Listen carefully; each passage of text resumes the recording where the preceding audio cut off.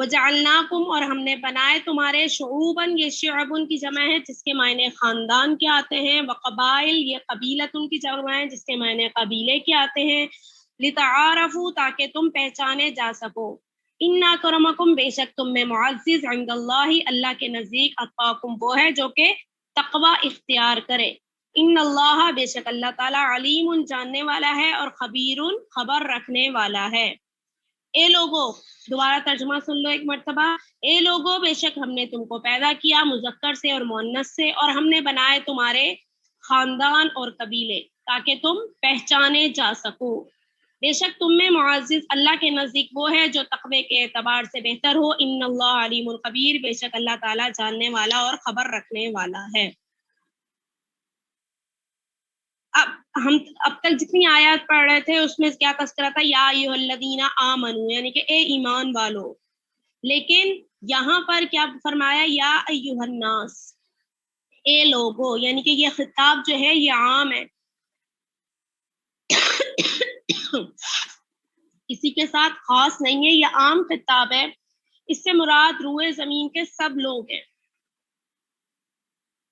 کیا مراد یہ ہے کہ اہل عرب کے جو لوگ تھے وہ مختلف قبائل اور قوموں میں تقسیم تھے، اور ہر ایک قبیلہ دوسرے پر فخر اور غرور سے اپنے آپ کو افضل بتاتا تھا، اعلیٰ بتاتا تھا، یعنی کہ یہ بات جو عرب کے قبائل تھے ان میں یہ بات عام تھی، ایک دوسرے سے نسل کے اعتبار سے فخر کرنا، اپنے آپ کو بڑا بتلانا کہ میں تو فلاں قبیلے سے ہوں، یعنی کہ ایک معزز قبیلہ ہے، دوسرا کہتا میں اپنا حسب نسب بیان کرنا اور اپنے آپ کو نسلاً طور پر، فخریہ طور پر جو ہے بتلانا، یہ چیز وہاں پر عام تھی۔ تو ان لوگوں سے یہ کہا جا رہا ہے کہ عام لوگ، کہ اللہ تعالیٰ نے جو ایک اعتبار رکھا ہے کہ کون کس سے افضل ہے، تو انسانیت کے اعتبار سے انسانوں میں کوئی بھی کسی سے افضل نہیں ہے، بلکہ افضل وہ ہو سکتا ہے جو کہ تقوی کے اعتبار سے، اور اپنے اندر سے آپ یہ ان چیزوں کو ختم کرو کہ عاجزی اور انکساری اپنے اندر لے کر آؤ، فخر، غرور اور تکبر کو اپنے اندر سے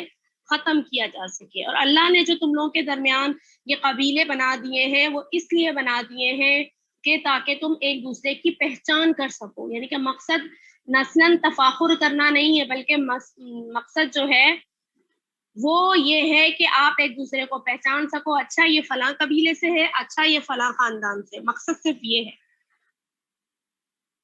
اب اس آیت کا شان نزول کیا ہے؟ آیت تو سمجھ میں آ گئی آپ لوگوں کو؟ تو اس آیت مبارکہ کا شان نزول یہ ہے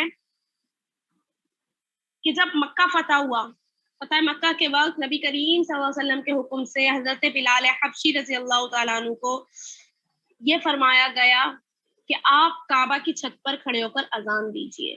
اب وہ چھت پہ اذان دینے کے لیے گئے تو بہت سے لوگوں نے طرح طرح کی باتیں کی۔ حضرت بلال حبشی رضی اللہ تعالیٰ عنہ چونکہ حبشہ کے رہنے والے تھے، غلام تھے، اور ان کی رنگت بھی سیاہی مائل تھی، تو لوگوں نے طرح طرح کی باتیں کرنے لگے، لیکن ان کی آواز چونکہ بہت سریلی تھی، بہت خوبصورت تھی، نبی کریم صلی اللہ علیہ وسلم کو ان کی آواز بہت زیادہ پسند تھی، اس لیے آپ صلی اللہ علیہ وسلم ان کو حکم دیا کرتے تھے کہ آپ اذان دیجیے۔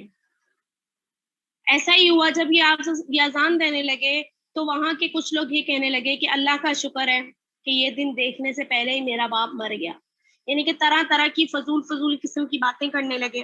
کوئی یہ کہنے لگا نعوذ باللہ، محمد صلی اللہ علیہ وسلم کو کیا اس کالے کپڑے کے علاوہ کوئی اور نہیں ملا تھا؟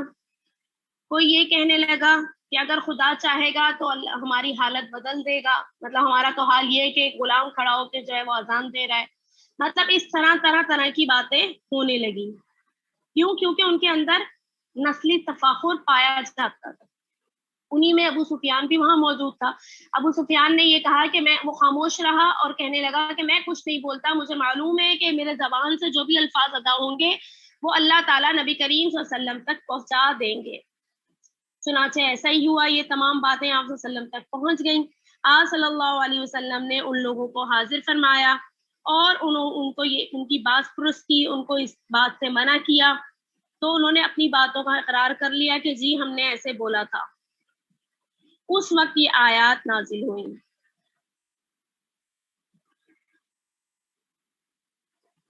سمجھ میں آ گئی آیت مبارکہ؟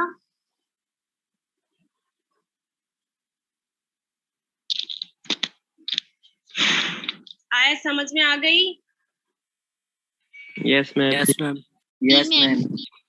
جی مس. Yes, ma'am. آ گئی. Yes ma'am. Yes ma'am. پر Yes, yes, ma'am. Yes. آیت نمبر 14 ہے قالت الاعراب آمنا. قالت کہا اعراب نے. اعراب کہا جاتا ہے دیہاتی لوگ، بدوی لوگ، جو دیہات کے رہنے والے لوگ ہوتے ہیں. قالت الاعراب آمنا، کہا دیہاتیوں نے کہ آمنا ہم ایمان لے آئے. قل آپ فرما دیجئے لم تؤمنو تم ایمان نہیں لائے، ولیکن قولو لیکن تم کہو اسلمنا کہ ہم اسلام لے آئے. ولما يدخل الایمان اور داخل نہیں ہوا ہے ایمان فی قلوبکم تمہارے دلوں میں. وَإِن تُطِيعُوا اللَّهَ اگر تم اللہ کی اطاعت کرو گے وَرَسُولَهُ اور اس کے رسول کی لا يَلِتْكُم مِّنْ أَعْمَالِكُم تو وہ تمہارے اعمال میں کوئی بھی کمی نہیں کرے گا. ان اللہ بے شک اللہ تعالیٰ غفور بخشنے والا رحیم مہربان ہے. کہا پھر ایک دفعہ با معامرت ترجمہ سن لو. کہا اعراب نے یعنی کہ بدوی نے، دیہاتی لوگوں نے کہ ہم ایمان لے آئے. آپ کہہ دیجئے کہ تم ایمان نہیں لائے بلکہ یہ کہو کہ ہم اسلام لے آئے یا ہم اطاعت گزار ہو گئے اور ابھی ایمان تمہارے دلوں میں داخل نہیں ہوا. اور اگر تم اللہ اور اس کے رسول کی اطاعت کرو گے تو وہ تمہارے اعمال میں کسی بھی قسم کی کوئی کمی نہیں کرے گا. بے شک اللہ تعالیٰ بخشنے والا مہربان ہے. اب اس آیت نمبر 14 سے لے کر تقریباً آیت نمبر آخر تک 18 آیت تک ایک ہی واقعہ موجود ہے. یعنی کہ 14, 15, 16, 17, 18 ان 5 آیتوں میں ایک ہی واقعے کی طرف اشارہ ہے. شان نزول کیا ہے ان آیت کا؟ کہ کچھ لوگ تھے قبیلہ بنی اسد کے، 65 سالی کا زمانہ تھا، یعنی کہ خشک سالی پڑی ہوئی تھی. وہ لوگ نبی کریم صلی اللہ علیہ وسلم کے پاس حاضر ہوئے اور آ کر اپنے ایمان لانے کا احسان جتلانے لگے. یہ لوگ چونکہ بظاہر مسلمان ہو گئے تھے لیکن باطن سے وہ ابھی بھی مومن نہیں تھے. تو لہٰذا وہ لوگ مدینے میں جب آئے تو آ کر وہاں پر کچھ انہوں نے غلط حرکتیں کی. وہاں کے جیسے رستے میں گندگیاں بکھیر دی، رستے خراب کر دیے، اسی طرح وہاں پر آ کر وہاں کے دام بڑھوا دیے، یعنی کہ اس طرح کی الٹی سیدھی حرکتیں کی. اور پھر نبی کریم صلی اللہ علیہ وسلم کے پاس آ کر انہوں نے اپنا احسان یہ جتلایا کہ ہم ایمان لے آئے ہیں لہٰذا ہم زیادہ حقدار ہیں، آپ ہمیں زیادہ سے زیادہ غلہ دیں، آپ ہماری زیادہ سے زیادہ مدد کریں، دیکھیں ہم اسلام لے کر آئے. اپنے اسلام لانے کا، اپنے ایمان لانے کا یہ لوگ احسان جتلانے لگے تو اس پر یہ آیات نازل ہوئی. اب ان آیت میں کیا کہا جا رہا ہے کہ کہا اعراب نے یعنی کہ بدوی نے، ان دیہاتیوں نے کہ ہم ایمان لے آئے. تو آپ فرما دیجئے کہ تم ایمان نہیں لائے. اس میں پہلی چیز کہ ایمان اور اسلام کیا ہے؟ ایمان ہے اقرار باللسان کے ساتھ تصدیق بالقلب ہونا، یعنی کہ اقرار باللسان بھی ہو، زبان سے ہم اقرار بھی کریں کہ ہاں ہم اسلام لے آئے ہیں، اور ساتھ ساتھ دل سے اس کی تصدیق بھی کریں. مطلب اللہ تعالیٰ نے جو تمام احکامات اپنے رسول کے ذریعے ہمیں بتلائے ہیں ان پر عمل درآمد بھی ہونا چاہیے. صدق دل سے مانتے ہوئے اس پر عمل درآمد کیا جائے تو وہ ایمان ہے. اور اسلام کیا ہے کہ صرف اور صرف اقرار باللسان کا نام ہے، یعنی کہ زبان سے تو اقرار کر دیا کہ ہاں ہم اسلام لے آئے ہیں، لیکن دل سے اس کو تسلیم نہیں کیا، نہ ہی اس کے احکامات پر عمل کیا، بلکہ الٹی سیدھی حرکتیں کرتے رہنا، اس کے احکامات پر عمل نہ کرنا جیسا کہ اللہ نے ہمیں حکم دیا ہے. تو یہ صرف اسلام لانا ہوتا ہے. ایمان اور اسلام میں فرق سمجھ میں آ گیا آپ لوگوں کو؟ Yes ma'am. Yes, miss.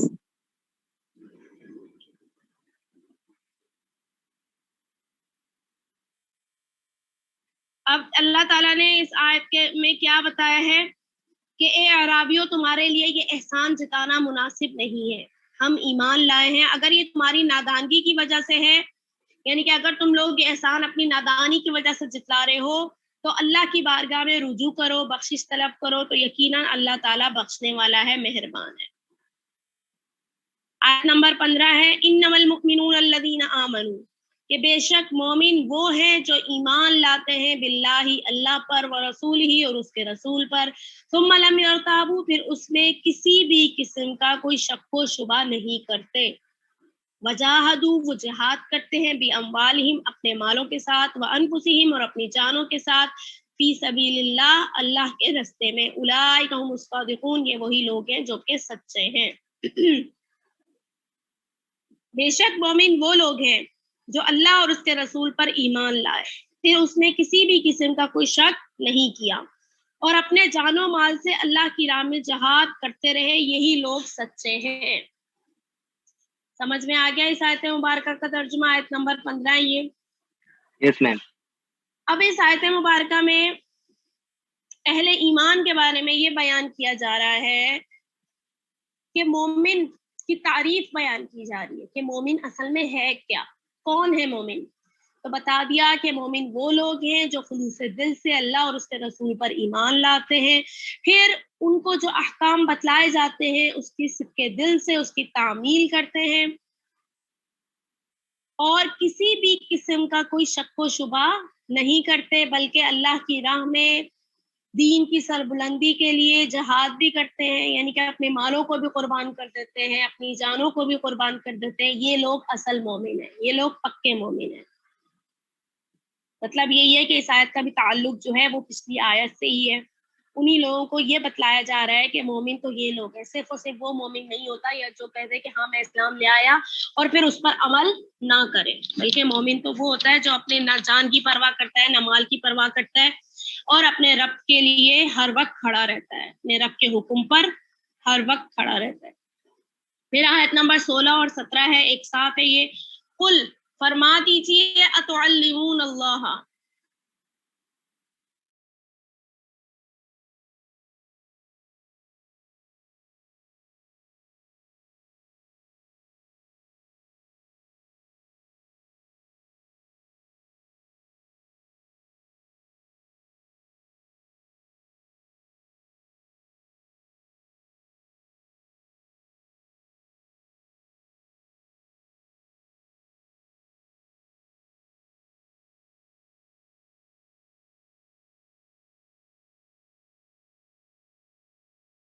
پھر آیت کا ترجمہ لکھیں گے، ترجمے کے بعد اس کی تفسیر کی ہیڈنگ دیں گے یا شان نزول، اگر اس آیت کا شان نزول ہوگا تو پہلے تفسیر کی ہیڈنگ آئے گی، پھر صحیح ہے، اس طریقے سے سب ہوگا، اس طرح پوری سورہ اور یہ بھی میم آپ نے لاسٹ جی میم آپ نے لاسٹ لیکچر کی پکچر سینڈ نہیں کی تھی؟ یس میم۔ نہیں کی، میں بھیج دیتی ہوں، ٹھیک ہے میم پہلے شان نزول ہوگا پھر تفسیر ہے، کہ وہ سمجھ میں نہیں آتا کہ کس کلاس کو کیا سینڈ کیا ہے، آپ مجھے بتا دیا کریں اگر میں سینڈ نہ کروں، ٹھیک ہے؟ میم سی آر نے میسج کیا تھا آپ کو، آپ نے رپلائی نہیں دیا۔ چلے ٹھیک ہے، میں بھیج دیتی ہوں آپ کو اس کی پکس آخری لیکچر کی۔ اور میم پہلے شان نزول ہے پھر تفسیر لکھیں گے؟ پہلے شان نزول آتا ہے پھر اس کی تفسیر، ٹھیک ہے میم۔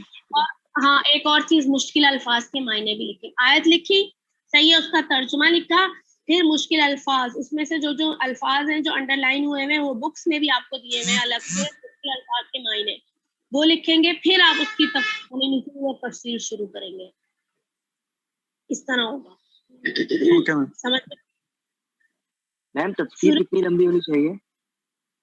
دیکھو تفسیر لکھ لو، مطلب ایسی لکھو کہ آپ پیپر میں جب اس کو ایک دفعہ پڑھو تو آپ اس کو لکھ سکو آرام سے، 1.5 صفحے کی لکھ لیں، 1 سے 1.5 صفحے کی، کہ جو آپ اچھی طرح اس کو پھر پڑھ سکیں۔ بہتر یہ ہے کہ ہاں میم اسائنمنٹ میں کوئی ایک ٹاپک چوز کرنا ہے، اس کے اوپر کتنے لائنز لکھنی ہے، آپ کتنے پیجز لکھنے ہیں؟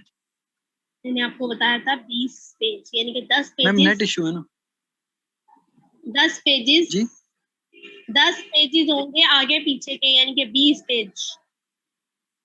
اسائنمنٹ جو میں لیتی ہوں وہ 20 پیج کا ہوتا ہے، اور پیجز کے ہی حساب سے اس کے نمبر ہوتا ہے، 30 نمبر ہوتا ہے، ٹھیک ہے؟ مٹیریل اچھا ہونا چاہیے اس میں، اور کتابیات کا حوالہ ہونا چاہیے، کم از کم ریفرنسز آپ 2 یا 3 کتابوں کو دیں گے، چاہے آپ نے وہ گوگل سے لیا یا کہیں سے بھی لیا ہے، کسی بک سے لیا، آپ اس کے حوالے پیچھے دیں گے، پرنٹ آؤٹ کرنا ہے یا ہینڈ آؤٹس لکھنے؟ نہیں ہینڈ رائٹنگ آپ کی ہینڈ رائٹنگ ہونی چاہیے. ٹھیک ہے, پھر PDF بنا کے جو آپ پھر مجھے میم وہ کیسے کاپی پیسٹ کر سکتے ہیں نا؟ کیا مطلب کاپی پیسٹ مطلب کئی بک سے حوالہ دے دیں. تو وہی تو میں کہہ رہی ہوں, بک سے لکھو گے اور کہاں سے آپ لکھو گے؟ خود تو اتنے ماہر نہیں کہ آپ خود لکھ سکو, تو اٹھاؤ تو آپ لوگ بکس سے ہی, وہی تو میں کہہ رہی ہوں کہ بک سے جو آپ اٹھاؤ گے تو کم از کم 2 یا 3 بکس تو ہونی چاہیے, اور اس کا حوالہ بھی آپ پیچھے دیں گے. حوالہ جات آخر میں آتے ہوتے ہیں جس میں بتایا جاتا ہے کہ اس بک سے ہم نے لیا یہ. ٹھیک ہے, سورہ فرقان, ابھی ٹائم ہے تھوڑا اور پڑھ لیتے ہیں. سورہ فرقان, ہم یہ نئی صورت اسٹارٹ ہوئی ہے. جی میم وہ جو اسائنمنٹ کے ٹاپکس تھے نا, وہ آپ فائنل کب کریں گے؟ آپ میں 1-2 دن میں بتا دیتی ہوں آپ کو. ٹھیک ہے میم. کام شروع کرتی ہے. سورہ فرقان ایک سورت ہماری سورہ حجرات کی. یہاں پر جو سورہ فرقان ہم شروع کریں گے ان کی کچھ آیات ہیں, یعنی کہ آخر کا ایک رکوع ہے. آیت نمبر 63 سے لے کر آیت نمبر 74 تک ہماری یہ آیات ہے. 74 نہیں 77 تک, 63 سے 77 تک یہ آیات ہیں ہماری جو ہم اس میں پڑھیں گے.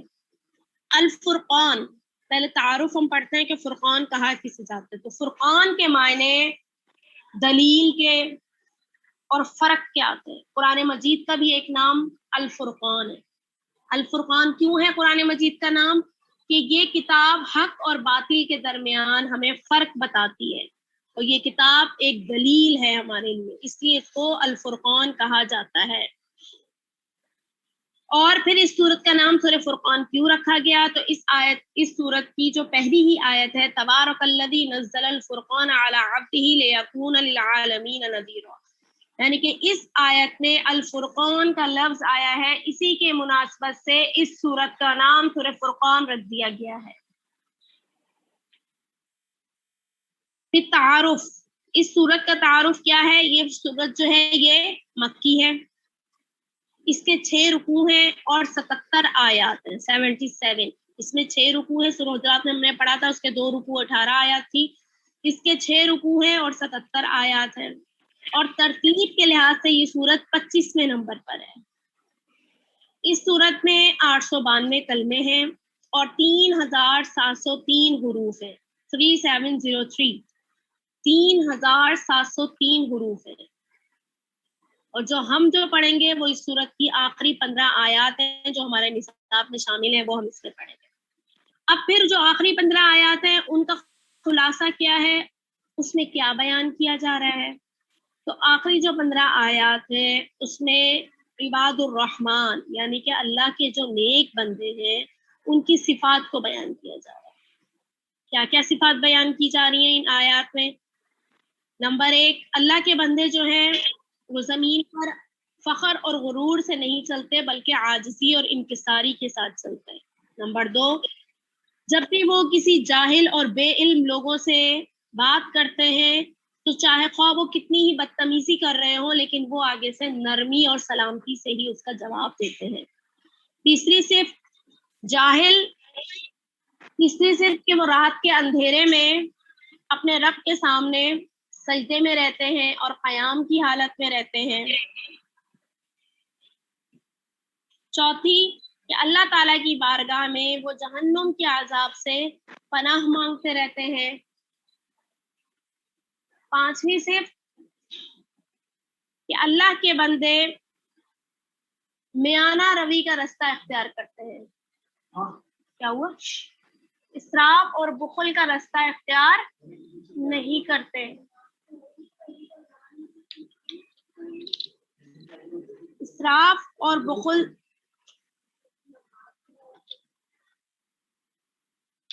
اللہ تعالیٰ کے جو بندے ہیں وہ میانہ روی اختیار کرتے ہیں, اسراف اور بخل کا راستہ اختیار نہیں کرتے. نمبر 6 کہ وہ اللہ کے ساتھ کسی دوسرے کو شریک نہیں کرتے.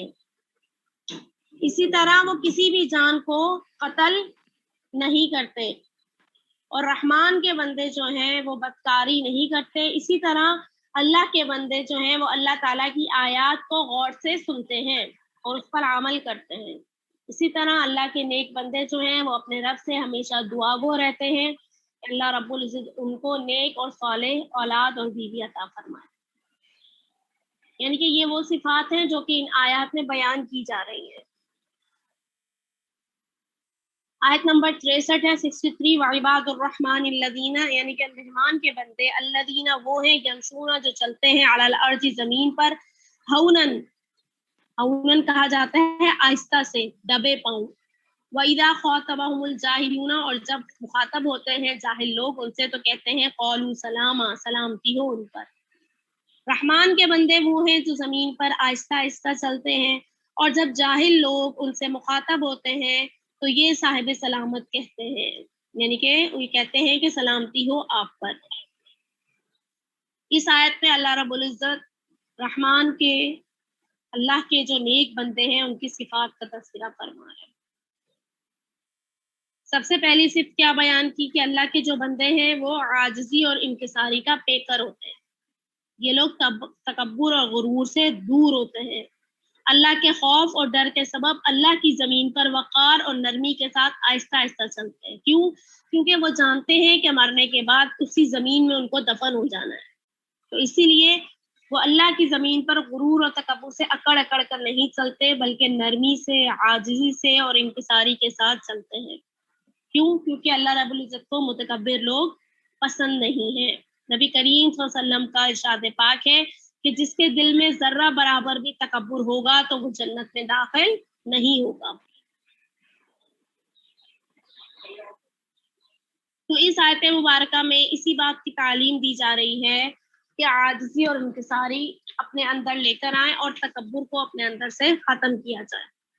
اسی طرح اس آیت کے دوسرے حصے میں عباد الرحمن کی دوسری صفت کا تذکرہ ہے. عباد الرحمن کی دوسری صفت کیا ہے؟ کہ میرے بندے وہ ہیں جو کہ صابر اور شاکر ہیں. ان کے اندر برداشت کا مادہ زیادہ ہے، نرمی اور محبت سے ہر کسی سے بات کرتے ہیں. یعنی اگر کوئی دوسرا، کوئی بے علم یا جاہل کوئی ان سے بدتمیزی بھی کر جاتا ہے تو وہ اس کو خاموشی سے سہ لیتے ہیں، درگزر کرتے ہیں.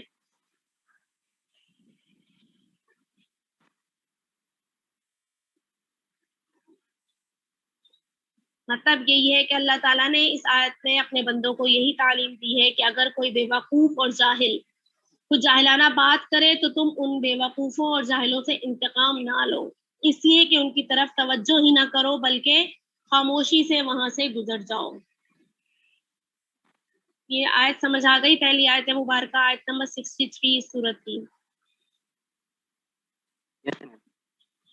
پھر ہے آیت نمبر 64. والذین، وہ لوگ، یبیتون جو رات گزارتے ہیں، لربہم اپنے رب کے لیے، سجدن سجدے کی حالت میں، وقیامن اور قیام کی حالت میں. والذین جو راتیں گزارتے ہیں اپنے رب کے حضور سجدہ کرتے ہوئے یا حالت قیام میں. ابھی اس آیت مبارکہ میں بھی رحمان کے بندوں کی ایک اور صفت کو بیان کیا جا رہا ہے.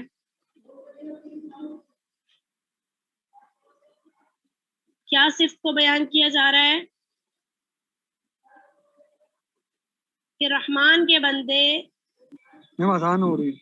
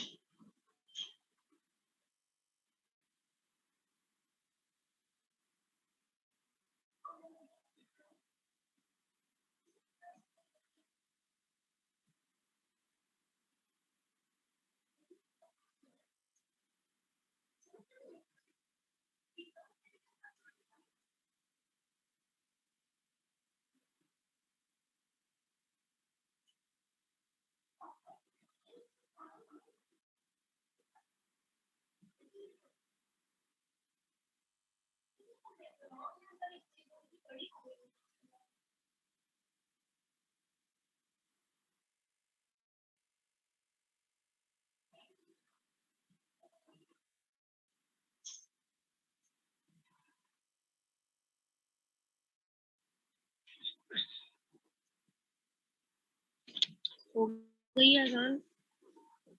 Yes, ma'am. اچھا،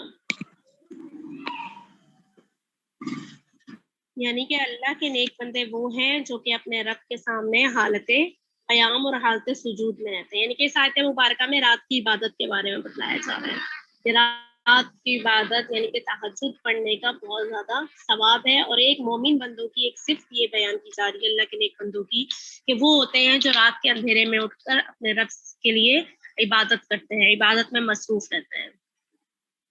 ایک روایت بھی ہے کہ حضرت ابو ہریرہ رضی اللہ تعالیٰ عنہ سے روایت ہے کہ نبی کریم صلی اللہ علیہ وسلم نے فرمایا کہ فرض نماز کے بعد سب سے افضل نماز کیا ہے؟ وہ رات میں پڑھی جانے والی نماز ہے. اسی طرح ایک اور روایت ہے حضرت ابو امامہ رضی اللہ تعالیٰ عنہ سے کہ نبی کریم صلی اللہ علیہ وسلم نے فرمایا کہ رات کو قیام کیا کرو، یہ گزشتہ نیک لوگوں کا طریقہ رہا ہے.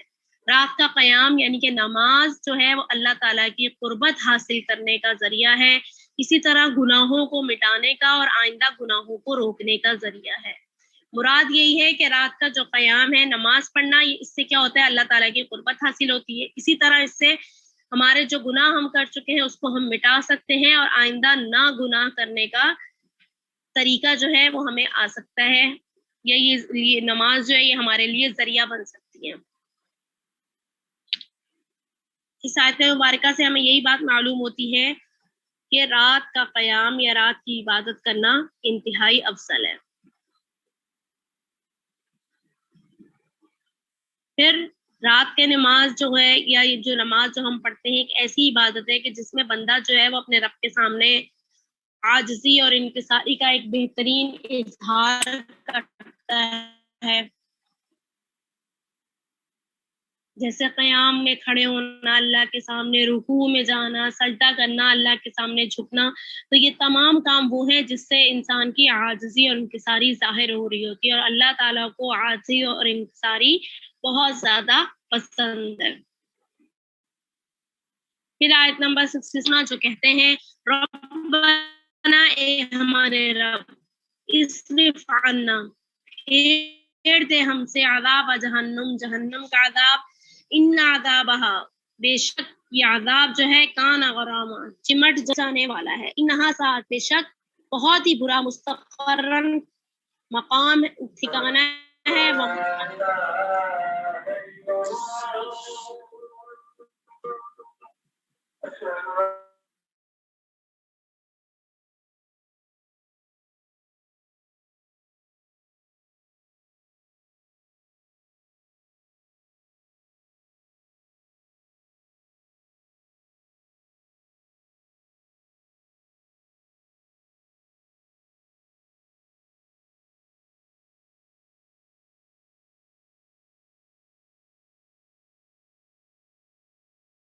جو لوگ میانہ نبی اختیار کرتے ہیں، آگے بتائیے گا.